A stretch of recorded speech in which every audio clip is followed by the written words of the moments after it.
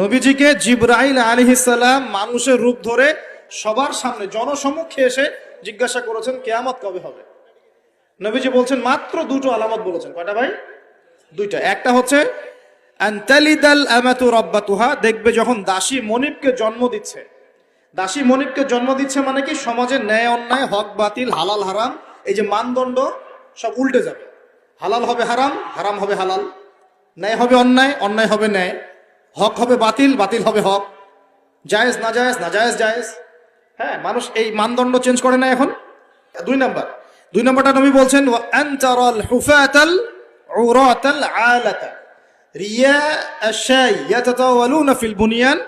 নবীজি বলছেন যখন দেখা যাবে সমাজের সবচেয়ে দরিদ্র শ্রেণীর মানুষ, স্যান্ডেল কেনার টাকা ছিল না, কাপড় পরার টাকা ছিল না, এই শ্রেণীর মানুষ রাখাল মানে গরু ছাগল চড়াতো, এই শ্রেণীর মানুষ উঁচু উঁচু অট্টালিকা নির্মাণের প্রতিযোগিতা করবে।